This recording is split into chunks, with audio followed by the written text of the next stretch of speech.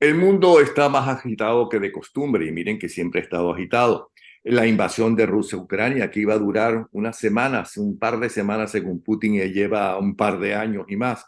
La matanza de Hamas en Israel y la reacción del gobierno israelita, el triángulo Rusia, China, Irán más Corea del Norte. eh, en contra de todo lo que son los valores de Occidente, la matanza de judíos individuales y de cristianos, anunciada por los más radicales de extremistas musulmanes, los asaltos y atentados en varios países europeos e incluso en los Estados Unidos, el buque de guerra de los Estados Unidos que hace unas horas atrás interceptó múltiples misiles. La bandera, por cierto, por primera vez en la historia, la bandera negra, ¿no? Sobre el santuario del imán Reza en Irán, que símbolo, es un símbolo histórico en la tradición islamita de la Gran Guerra o la venganza sangrienta, es parte de lo mucho y ya se habla inclusive muchos analistas eh, occidentales y gobiernos occidentales se están tomando en serio las amenazas tanto de Putin como de los musulmanes radicales de una guerra global, de una tercera guerra mundial. Vamos a ver qué nos dice el autor de El futuro tiene su historia, como es Enrique Salas Romer, que está a punto de sacar la segunda parte de este libro y que algo nos adelantó la última vez que hablamos con él. Salas Romer, ustedes lo conocen, escritor político, es gobernador, sumamente popular de Carabobo, además candidato presidencial, se enfrentó a Hugo Chávez, él de verdad se enfrentó a Hugo Chávez, aquí lo tenemos para escuchar qué es lo que piensa, qué está pasando y si vamos hacia la tercera guerra mundial o todo esto es un escándalo para llamar la atención o para presionar. Bienvenido, Salas Rojas. Muchas gracias por tu nueva invitación, Napoleón, y grato, grato verte de nuevo. Dispénsame que aclare la voz porque quiero que me escuchen bien. Mira, la gente quizás no sabe que antes de yo ingresar a la política, fundé un centro de análisis estratégico y que mi trayectoria política cabalgó sobre mis estudios sobre cómo se insertaba Venezuela desde el punto de vista económico en aquella época y después desde el punto de vista político en la geopolítica y la geoeconomía mundial. Eso me llevó poco a poco, para que haya un pequeño preámbulo, a entender que si bien la teoría de Ortega y Gasset había marcado un momento revolucionario en la filosofía de la historia, cuando él plantea que los cambios se producen cada 15 años en la forma que se van relevando generaciones, ah, él faltaba como vincular aquello a acontecimientos concretos para darle un carácter universal. Ese era un proceso que yo llevaba adelante independientemente de Ortega y Gasset, pero como lo había estudiado durante mis años universitarios, llegó el momento de aprovecharlo y utilizarlo como punto de partida para no solamente para comprenderlo y darle un alcance mayor, sino también para explorar qué más podía haber luego de más allá de las elucubraciones o las lucubraciones del famoso filósofo español. Eso fue en 1933. Estamos hablando de casi un siglo de distancia. En el libro al cual tú haces referencia, yo señalo que según mis estudios, cada 30 años se inicia, aun cuando las generaciones ah, se suceden cada 15 años y existen acontecimientos no caprichosamente escogidos, sino acontecimientos que reúnen 5 o 6 características distintas para ser calificados como tales. Cada 15 años se produce un acontecimiento de carácter universal, de impacto universal, que desata, y eso es algo nuevo, un proceso histórico que tarda 30 años. Es como si hubiera un traumatismo y el cuerpo social de la humanidad tardara 30 años en recuperar su salud. Salud pensando que la salud es lo que los economistas llamamos equilibrio inestable. Es decir, nunca, siempre están ocurriendo cosas, pero estoy apagando esto. Siempre están ocurriendo cosas, pero como en nosotros, a ver, te cogemos un catarro, a veces nos duele un pie, en fin, pero así es el cuerpo social de la humanidad. Pero hay momentos de enorme sacudida.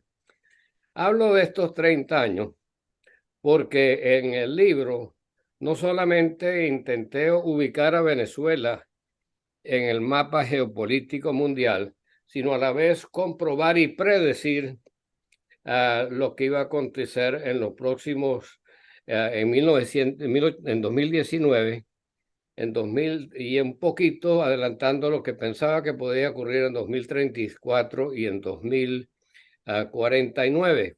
O sea, 15 años y 30 años de los acontecimientos que iban, según vaticinábamos allí, a ocurrir en 2019. ¿Por qué 2019? Porque se cumplían 30 años de caer el muro de Berlín en noviembre. El libro lo ocurría mucho antes, pero finalmente salió en circulación el mes de julio o agosto. Lo presenté en Miami y 3 meses después, fíjate tú el riesgo que se corría de que pudiéramos estar equivocados, pero yo tenía que someterme a esa prueba a mí mismo para que hubiera una evidencia real de que era así. Bueno, al cumplirse 30 años, casi a la fecha exacta, se produce el primer caso de COVID. Y aquí hay algo que algunos quizás lo debatan, pero hay el primer acto de guerra de China contra el mundo occidental. De eso vamos a hablar en un momento adelante.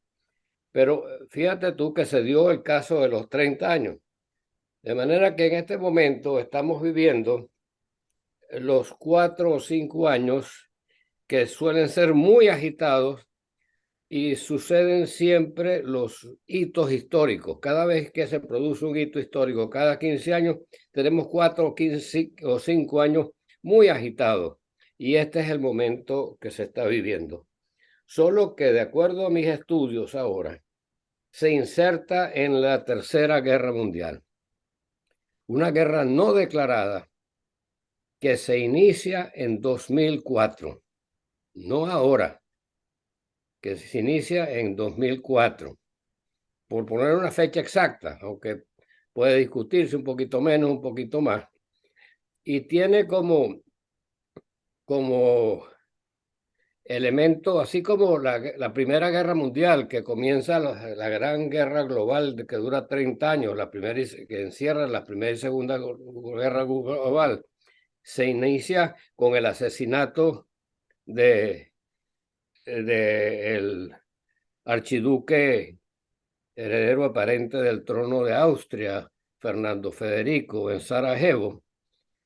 Y la Guerra Fría se inicia con el lanzamiento también sorpresivo, el desafío de Rusia a la Unión Soviética, a Estados Unidos, con el lanzamiento de Sputnik en el 57, que va a iniciar la carrera espacial que comienza en el 59. En este caso, el detonante es el ataque a las Torres Gemelas. En el ataque gemelas de 2001, que va a provocar la reacción absurda de Estados Unidos, pero comprensible en el marco del estado de rabia y de frustración y de miedo, de temor que existía en el pueblo americano, de atacar a quien nada tenía que ver con el ataque de Bin Laden y que representaba además Saddam Hussein, con todos los horrores que había cometido, era el factor estabilizador de la ribera oriental del Golfo Pérsico. A eso lo vamos a abordar un poquitico más adelante. Entonces, ¿por qué te digo yo con tanta certeza esto? Porque yendo más allá en mis estudios he descubierto que cada guerra ha coincidido además con adelantos tecnológicos que tienen consecuencias bélicas. La Primera Guerra Mundial de 2012 no solamente es consecuencia desde el punto de vista emocional del asesinato del archiduque, sino también coincide con los primeros bombarderos, los primeros aviones capaces de desafiar con grandes cargas la fuerza de la gravedad y bombardear otras ciudades. La Guerra Fría se inicia es una guerra misilística en el fondo. Son la primera vez que hay misiles no solamente capaces de invadir los espacios el espacio sideral, sino también que son capaces de cargar uh, uh, armamento pues a larga distancia, misiles atómicos. Es una transformación en la aérea. Y la guerra de 2004, la guerra no declarada, y no declarada porque no era visible, claramente porque estaba utilizando herramientas que no conocíamos, no convencionales, se inicia con las redes sociales. Hoy el instrumento más poderoso de la nueva guerra y también pues de la inteligencia artificial. Son las primeras, pero lo que tiene un impacto más directo e inmediato porque empieza a utilizar por parte de potencias que no tienen el poder económico de Estados Unidos, pero usarlo con mucha eficiencia son las redes sociales que se utilizan para generar divisiones, polarización, utilizar las noticias falsas como elemento de confusión y de destrucción del espíritu, de la fibra interna de sociedades, en este caso de la sociedad norteamericana, que se ha pretendido debilitar y de hecho se ha debilitado. Entonces, estamos en medio de una guerra y como suele ocurrir en estas guerras, hay una etapa relativamente suave. La Primera Guerra Mundial murieron 10 millones de seres, digamos, y en la Segunda 50. Horrible que murieron 10 millones de seres, pero fue mucho mayor el desastre, incluyendo el Holocausto, en la Segunda Guerra. En el caso de la Guerra Fría, inicialmente fue una guerra tecnológica y luego se convierte en una guerra económica que la Unión Soviética la pierde en forma descarada cuando pierde el sentido de las perspectivas, invade Afganistán, es una economía muy pequeña que no lo puede sostener y finalmente termina entregando las armas y aceptando la victoria de Estados Unidos. Y ahora hemos entrado en la segunda fase de la Primera Guerra. Durante esa Primera Guerra, volviendo al libro original, ahí yo trazo varias cosas que son útiles en este momento. Veo cómo Putin, aprovechando el meltdown, cuando los bancos norteamericanos, a falta de recursos provenientes de viviendas que habían sido, cuyos propietarios no pudieron pagar, y puso al borde de la quiebra a la banca utilizó los fondos que le proveía el gobierno para mantenerse vivo para especular en los precios de petróleo y llevó el precio del petróleo a $150 el barril, con lo cual Putin, quien presidía un gobierno que había desmantelado su armada y sus fuerzas armadas, logró recuperar toda su poderío naval, que es considerable, y para lo cual necesita dos puertos fundamentales, uno San Petersburgo, que sale al norte por el Báltico, y otro Crimea, que da al Mar Negro, que a su vez se comunica con el Mediterráneo. ¿Cuál fue el siguiente paso de Putin? En 2008 conquista las provincias aledañas al Mar Negro del pueblo de Georgia. Y en 2014 invade a Crimea y lo toma haciendo un plebiscito entre gente, pues, mayoritariamente rusófila en su momento, que incitado por Putin a marcar su diferencia, votaron finalmente por anexarse a, a Rusia. Pero, y allí estableció Putin en Sebastopol su base naval, el Comando General de sus Fuerzas Navales, a la vez que, aprovechando un acuerdo de 1971 con el padre de Assad, Hafez al-Assad, que llegó a un acuerdo con la Unión Soviética y le dio concesiones para que tuvieran un puerto en el Mediterráneo para reabastecer sus buques de guerra. Ahora Putin, al rehacer su fuerza naval, busca la manera de robustecer aquello, pero al mismo tiempo está rodeando a Europa con gasoductos, de manera de que suministra gas, gran parte del gas licuado de petróleo a través de un gasoducto que va desde el Báltico, termina en Alemania, y otro gasoducto que negoció con Erdogan en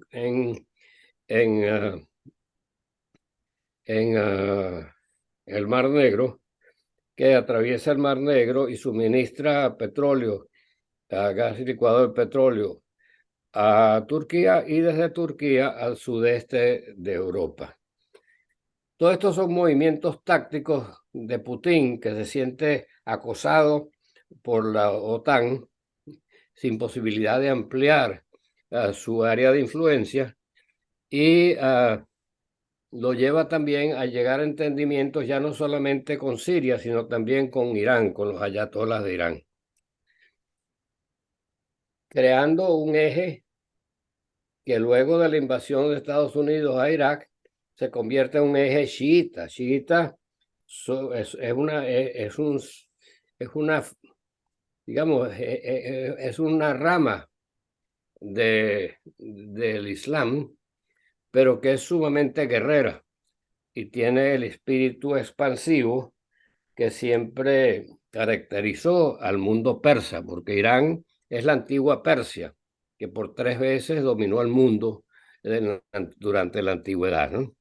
Entonces, tenemos allí una situación en la cual Rusia comienza a abarcar espacio en torno a Europa y aproximarse al Medio Oriente, al tiempo que logra, por sus vínculos que logra rehacer con Fidel Castro, logra vínculos con América Latina y de allí con Venezuela, al país al que le suministran, creo que fueron 13.000 millones de dólares en armamento ruso, en los años que van desde su encuentro con...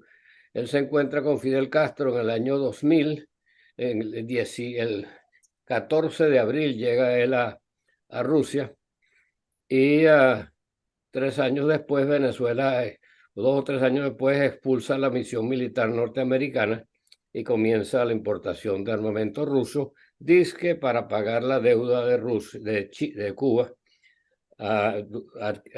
contraída con la Unión Soviética durante la Guerra Fría.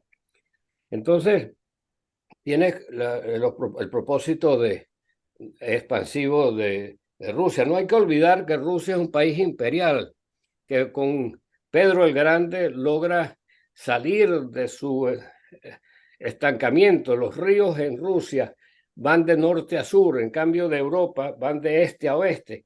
O sea que Rusia estaba aislada por la forma como corren los ríos, y por esa razón era vista como europea y no europea.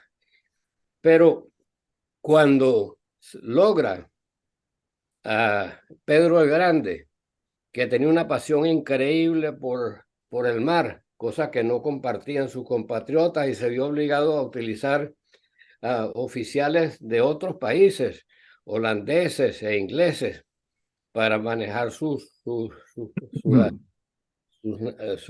naves. Logra conquistar finalmente, logra avances en el Báltico, pero tiene que ceder frente a las presiones del Imperio Otomano, pero luego logra conquistar el espacio donde va a construir San Petersburgo, en el Báltico. Para quienes nos están escuchando, el Báltico, San Petersburgo queda frente a Finlandia y un poquito más allá está Suecia. Y luego viene Noruega. Y de otra parte está Dinamarca. De manera que lo que pasa es que este es un mar, el mar es un mar que da al mar del norte, pero es como decir un pequeño mar Caribe, eh, donde la navegación no es franca. Pero si Pedro el Grande logra abrir hasta el Báltico, si Catalina la Grande, casada con un nieto de Pedro el Grande, logra reconquistar a Crimea, si Stalin logra conquistar a Berlín, llega hasta Berlín, Putin, encerrado en Rusia, quiere de alguna manera ejercer una presión, y de allí la motivación que lo lleva a esta confrontación. Perdonas, Enrique, se cayó un poco la cámara. ¿Me puedes subir un poco la cámara? Sí, Aquí, perfecto. bueno, esa es la parte de Rusia. Pero a todas estas, Xi Jinping llega al poder, creo que fue 2007, y comienza a abandonar la política económica de sus predecesores y a privilegiar, para lograr mayor control político, el uso de la banca estatal china para financiar actividades que no necesariamente son mercantiles. Y si bien logra unos avances increíbles en materia económica hasta 2014, hasta 2000, perdón, hasta 2004, entre 1989, cuando cae el muro de Berlín, hasta 2004, entre 2004 y 2019, el avance chino en, correlativo en materia económica es muchísimo menor, va perdiendo dinamismo. Y Xi Jinping traslada el énfasis de su economía a ganarle la batalla a Estados Unidos en materia de inteligencia artificial. Digo todo esto para agregar algo más. Los chinos históricamente no han sido un país guerrero. Su expansión se ha basado en mover grandes masas humanas, permitir que migren para fomentar el comercio a nivel mundial. Por eso tú ves que en este momento China, que es un país mucho más poderoso que Rusia y mucho más poderoso que Irán, utiliza a otros países para que hagan el trabajo sucio de la guerra, mientras ellos se concentran en mantener una relación semiestable con Estados Unidos, que es su principal cliente. Excepto con Taiwán, porque lo que están haciendo con Taiwán rodeándola y metiéndose en el mar que le corresponde, que lo que le corresponde a ellos, quiero hablar, me explico. Te explica, pero no concuerdo con esa posición, que es la que generalmente es aceptada. No concuerda porque he leído mucho a Sun Tzu, y Sun Tzu siempre ha dicho que la mejor herramienta de la guerra es el engaño. Y Taiwán representa para Xi Jinping una, lo que fue Formosa, donde se refugió Chiang Kai-shek cuando se impone la revolución comunista en China, la China nacionalista. Pero es a la vez es como una especie de cebo para mantener un estado de tensión que le permita a él elevar el nivel de nacionalismo en la isla. Pero a mi juicio, siendo que el propósito de China es expansión económica, su principal objetivo es Cuba. Allí tiene el puerto de Mariel, que lo ha construido, donde en lugar de tener que desembarcar sus grandes buques en Miami para ser distribuida la carga a lo largo de toda la costa occidental de Atlántica de América, me refiero desde Canadá hasta la Argentina, ellos pueden descargar en Cuba, donde además, según información reciente, tienen una base de inteligencia militar de mucha importancia. También se concentran en Centroamérica y específicamente en el Canal de Panamá. Y de hecho, ellos son propietarios de una empresa que construyeron la cual suministra un porcentaje elevado de electricidad de Panamá, y han buscado de todas las maneras posibles que su embajada se ubique en la zona del Canal de Panamá, la zona Enrique, residencial. nos quedan 7 minutos. Bueno, bueno, vamos entonces, ya tenemos esto, y ahora tenemos a Irán.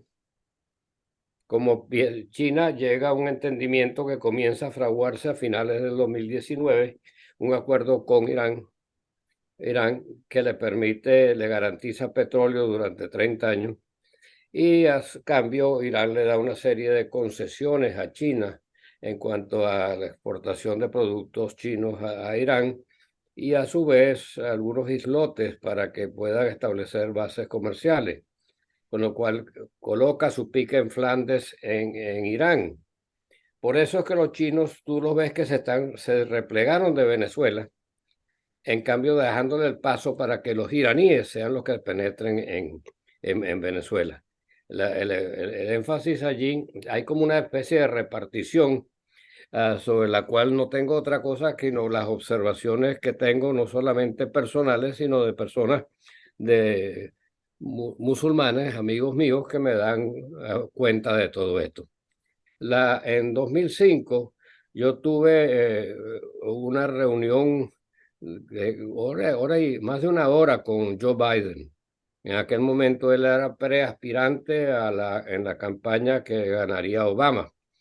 Me fue presentado en Nueva York y un hombre muy sencillo en lo personal. Vio que yo estaba desayunando en el hotel donde más tarde nos reuniríamos, arrastró una silla y se sentó a mi lado, me reconoció no sé cómo, y conversamos largamente, pero el objeto era hacerle ver a él como presidente de la Comisión de Política Exterior del Senado de Estados Unidos que Irán estaba a punto de tomar de asumir posiciones mucho más agresivas en cuanto a la penetración de las Américas, porque desde el punto de vista estratégico ellos necesitan trasladar los conflictos del Medio Oriente a espacios más cercanos a la frontera norteamericana para estar más cerca de quienes ellos consideran es el padre protector de Israel. Entonces, hay una combinación, lo que trato de describir, son tres estilos distintos: el estilo imperial de Rusia, de expansión territorial; el estilo teocrático de Irán, que lleva adelante una especie de guerra santa y tiene estilos de guerra muy vinculados al terrorismo; el estilo de China, que es comercial, y todo aquello se conjuga en el acuerdo firmado por Putin y Xi Jinping en enero del año 2022, antes de las Olimpiadas de Invierno que se celebraron en Pekín, en Beijing, en el cual acordaron crear un nuevo orden mundial. 20 días después, Putin ataca a Ucrania. Ha ocurrido lo que ha ocurrido. Por cierto, se acaban de reunir nuevamente y lo primero que los chinos impusieron como firma fue la no utilización de armas nucleares, porque eso sí le preocupa de las amenazas de Pero Putin. ya Putin dijo que no le va a quedar más remedio que utilizarla si los norteamericanos siguen metidos en este problema, cosa que van a seguir porque la política tradicional norteamericana de todos los presidentes es la defensa de Occidente, como es la primera potencia mundial, ¿no? Y están diciendo que están defendiendo justamente los valores occidentales.